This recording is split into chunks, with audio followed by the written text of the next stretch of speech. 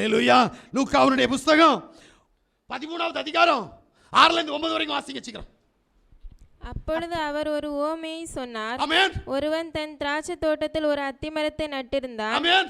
அவன் வந்து அதிலே கனியை தேடின போது ஒன்றும் காணவில்லை. அப்பொழுது அவன் தோட்டக்காரனை நோக்கி, இதோ 3 வருஷமாய் இந்த அத்திமரத்திலே கனியை தேடி வருகிறேன். இந்த அத்திமரத்தில் கனியை தேடி வருகிறேன். ஒன்றையும் காணவில்லை. ஒன்னையும் காணோம். இதை வெட்டி போடு. இது நிலத்தையும் ஏன் கெடுக்கிறது? இந்த மரத்தை வெட்டு, இது நிலத்தை கெடுக்குது. அதற்கு அவன், ஐயா, இது இந்த வருஷமும் இருக்கட்டும். நான் இதை சுற்றிலும் கொத்தி எரு போடுகிறேன். கனி கொடுத்தால் சரி, கொடாவிட்டால் இனிமேல் இதை வெட்டி போடலாம் என்று சொன்னான் என்றார். வருஷம் 4வது வருஷம் வெட்டி உன்னை இல்லாம ஆக்கிடுவார். அப்ப 3 வருஷம் என்ன செய்யணும்? 4வது வருஷம் என்ன செய்யணும்? ரிஷியாசுவா 3 வருஷமா எரு இல்லை, அதுக்கேற்ற ஆகாரம் அதுக்கு கிடைக்கல. காவலாளி வந்து சொல்றான், தோட்டக்காரன் வந்து சொல்றான், ஐயா 3 வருஷமா இருந்ததை விட்டுங்க, இந்த வருஷம் நான் இதை கொத்தி எரு போட போகிறேன், உரம் போட போகிறேன், வார்த்தையை கொடுக்க போகிறேன், சத்தியத்தை சொல்லிக் கொடுக்க போகிறேன். இந்த சத்தியத்தை அறிந்த பின்பும் இது பலன் கொடுக்கவில்லை என்று சொன்னால், கோடாரியானது மரங்களின் வேறருகே வைக்கப்பட்டிருக்கிறது என்று சொல்லி இருக்கிறீர்கள் அல்லவா, இதை வெட்டி போடுவோம். ஆம் பிரியமான தேவஜனமே, நீ கனி கொடுக்கவில்லை என்று சொன்னால் உன்னை வெட்டி விறகாக்க போகிறார். அல்லேலூயா, அல்லேலூயா.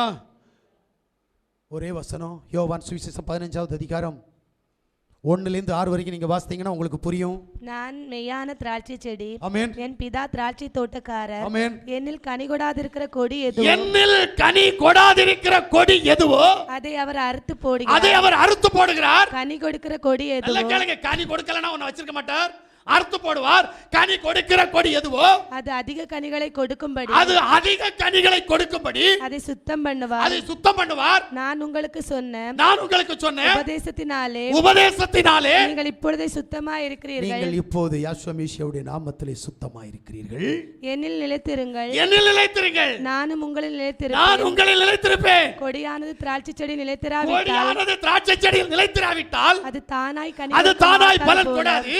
நீங்கள் என்னில் மேசியாவில், யாசுவா மேசியாவில் நிலைத்திராவிட்டால் கனி கொடுக்க மாட்டீர்கள். நீங்கள் கனி கொடுக்க மாட்டீர்கள். இயேசுவில் நிலைத்திருந்தாலும் சரி, ஜீசஸ்ல நிலைத்திருந்தாலும் சரி, உண்மை சொல்றேன், ஜீசஸ் என்பவரோ இயேசு என்பவரோ இந்த பூமியில் பிறக்கல்ல, அவர் உருவாக்கப்பட்ட ஒரு கதாபாத்திரம். ஆனால் இந்த உலகத்தில் வந்தவர் தேவனாகிய கர்த்தர் இந்த பூமியிலே மனிதனாக வந்தார் என்று சொல்லி 1 தீமோத்தேயு 3:16 சொல்லுகிறது. அந்த தேவனாகிய கர்த்தர் இந்த பூமியிலே வந்தது இந்தியாவில் வரல, அமெரிக்காவில் வரல, அவர் எருசலேமில் வந்தார், பெத்லகேமில் வந்தார். பெத்லகேமில் வந்த தேவனுக்கு காபிரியல் தூதனால் கொடுக்கப்பட்ட பெயர் யாசுவா.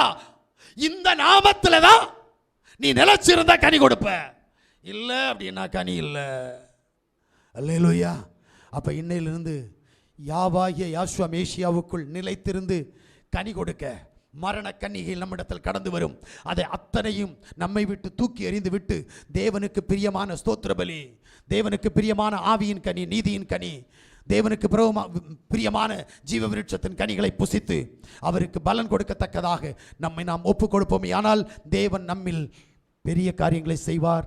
நிலைத்திருக்கிறவனுக்கு அதிக கனி கொடுக்கக்கூடியவனாக உன்னை மாற்ற அவர் வல்லமையுள்ள தேவனாக இருக்கிறார். ஆனபடினால் எல்லாரும் தேவ சமூகத்தில் ஒப்பு கொடுப்போமா? பிரைஸ் யாசுவா.